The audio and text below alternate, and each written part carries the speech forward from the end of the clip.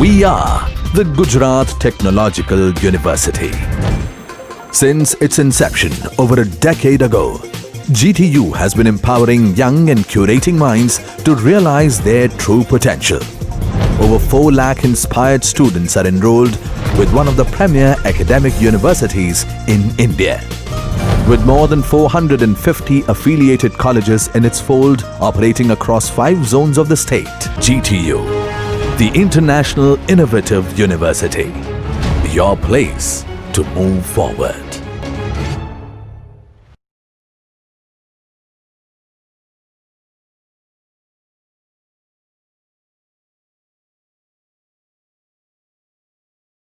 Hello everyone, I hope you all are fine. Welcome you all in the lecture. This is Professor Shweta Suri again from Global Faculty of Engineering, Ahmednagar, and my today's topic is Distributed Operating System Security. So before going to my topic, I want to add something here. हमने सुना है कि पढ़ने की कोई उम्र नहीं होती, लेकिन पढ़ने का कोई समय भी नहीं होता. So without wasting your time, let me go to the main topic. So today's topic is distributed system security. But before going forward, let me give you a brief introduction about the distributed operating system. It is an operating system where multiple central processors are used by a distributed system to serve multiple real-time application and multiple users. And according to this definition, data processing jobs are distributed among the processor. So, distributed system security mechanism. There are 3 mechanisms for distributed security. One is cryptography, second one is authentication protocol, and third one is access control mechanism. But before all these points, it must be clear to us what is an objective of any security system. That means कि security की requirement ही क्यों है? Why we require? उसके पीछे हमारा objective क्या है? Why we want this kind of security for our operating system? हमें ये security की ज़रूरत है क्यों? हमें इन points को clearly समझना ज़रूरी है.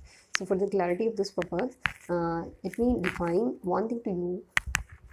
It's a true automated system as much as it is for people. Or it is important to keep the information secret when it is stored as well as when it is sent over a network. That means कि कोई भी information जो store की गई है, कोई भी information जो नेटवर्क पे सेंड की गई है, वो बिल्कुल सिक्योर वे में ही सेंड होनी चाहिए, सिक्योर वे में ही स्टोर होनी चाहिए. और इस चीज़ की श्योरिटी के लिए हम कुछ ऐसे ये मेकेनिज़म है जो हम यूज़ करते हैं so that we can acquire the surety that the data which is transfer over the network that must be in a secure way. But can we achieve it? क्या हम ऐसा कर पाते हैं? क्या ऐसा कर पाना संभव है? सो इन सब पॉइंट्स की क्लैरिफिकेशन के लिए let move forward. So the first point is cryptography. The security of the information transmitted from one node to another node is questionable. Yes, it is, because हमें नहीं पता कि whatever data we are going to transfer over the network that must be in a secure form or not. So for the security purpose, हमें किसी न किसी mechanism की ज़रूरत पड़ेगी जिसके थ्रू हम ये security को achieve कर पाएंगे, and we can do that with the cryptography. And so we can see cryptography is that mechanism that we have to give a security to our information which is going to be transferred over the network. In this case, the use of a single key or public key, we can say public key cryptography algorithm we can use here. So it is suitable for protecting message content by hiding the information carried by a packet during the transmission process. Actually इसमें होता क्या है, इसमें हम क्या करते हैं, एक सीक्रेट की को यूज़ करते हैं, उसको हम पब्लिक की भी बोलते हैं और प्राइवेट की से. जब हम सिंगल की यूज़ करते हैं that we call it as a public key. उस की को यूज़ करके हम अपनी इंफॉर्मेशन को एनक्रिप्ट कर सकते हैं, हम अपनी इंफॉर्मेशन को एक सिक्योर वे में सिक्योर चैनल के थ्रू ट्रांसफ़र कर सकते हैं. And second point is authentication protocol. In authentication protocol, it provides a series of communication procedure between the user of the system and the server for the purpose of securing the communication process. And third point is access control mechanism.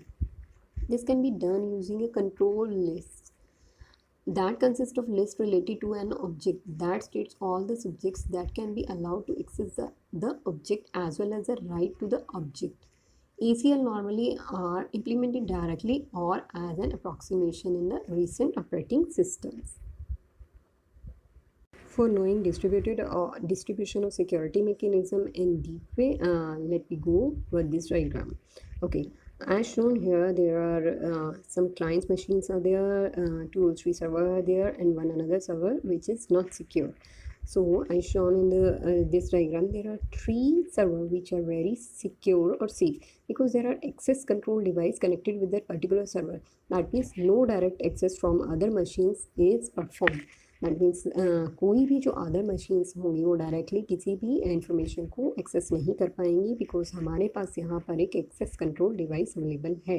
But there are another server which is not secure because वहाँ पर आपका access control device नहीं है. And clients which can request for that particular information, we can transfer information, we can access the information from the server in a very secure way. So from this point it is very clear to us that trusted computing is a set of services and mechanism within a distributed system required to support security policy. Next point is security architecture. The security architecture incorporates elements to safeguard the confidentiality of information and ensure that all access to the computing resources is authorized and authenticated.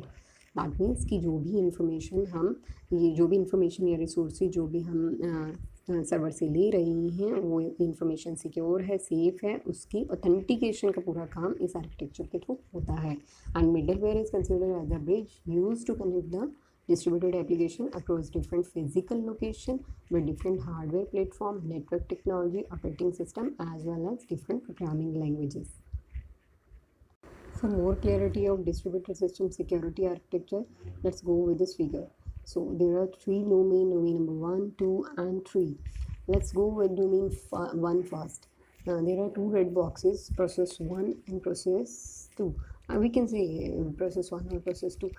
Here the arrow shows second process toward the arrow is moving is the process which is derived from the process 1, or I can say simply from any process. There are 3 blue boxes. One shows resource proxy and second one shows local security policy and mechanism. What was the local security policy and mechanism? These are the deadline or key lines which we need to follow to share that particular information. And third one is global to local mapping of IDs. That means the information which is going to be shared and which is going to be accessed that can be shared through the ID. That means कि जो भी information हम share कर रहे हैं source से destination पे वो हमें पता होना चाहिए कि हमारी information जा कर रही है या हम resources को access कहाँ से कर रहे हैं.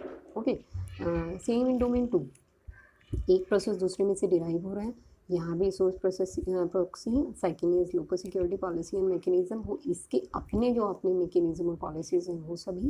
And third one is global to local mapping of ID. That means information share करने के लिए जिन आईडीज़ की हमें ज़रूरत पड़ेगी उन आईडी को मैप करके ही हम इन्फॉर्मेशन को शेयर कर पाएंगे. यहाँ पर ऊपर प्रोटोकॉल 3 में आपको इस ग्रीन बॉक्स में दिखाई दे रहा होगा allocation of resource by process in a remote domain. यहाँ पर रिसोर्सेज की जो शेयरिंग हो रही है वो इस प्रोसेस से इसके डोमेन में, यानी कि इसके डोमेन में जो इन्फॉर्मेशन एक्सेस की जा रही है वो किसके थ्रू की जा रही है, उस प्रोसेस के थ्रू. बट यहाँ पे आप प्रोटोकॉल 3 में अगर आप देखेंगे नीचे बॉटम राइट साइड में आप देखेंगे तो यहाँ पे आपको दिखाई दे रहे हैं allocation of resources by the user in remote domain, यानी कि यूज़र प्रॉक्सी से कहाँ पर जा रहा है आपके रिमोट डोमेन में. बट यहाँ पर प्रोसेस से लेके कहाँ पे है, रिमोट डोमेन में. ठीक. प्रोटोकॉल 4 में making the user known in the remote domain, यहाँ पर आईडीज़ को मैप करके ताकि उससे हमें पता चले कि ये जो पर्टिकुलर सिस्टम है जो रिसोर्सेज की डिमांड कर रहा है वो यहाँ पे ऑलरेडी ऑथेंटिकेशन उसमें लिस्ट में शामिल है. दैट मीन्स वो कोई अनऑथराइज्ड यूज़र नहीं है. और यहाँ पे आपको दिखाई दे रहा है प्रोटोकॉल 1 में यूज़र प्रॉक्सी क्रिएशन, यानी कि ये वो सिस्टम है जो आपको आपके डेस्टिनेशन यानी कि सर्वर और आपके सिस्टम के बीच में कनेक्शन बनाने के लिए यूज़ किया जा रहा है. ओके, सो इस डायग्राम से हमें ये चीज़ क्लियर होगी कि ये इंफॉर्मेशन शेयर जो होती है वो कैसे होती है, पूरा आर्किटेक्चर क्या है. There are many requirements of distributed security that focus on the area of IT security criteria, but we are mainly focuses on these two. One is the development of protection profiles, and second one is trusted computing secure streets. So first one, let me clear this point.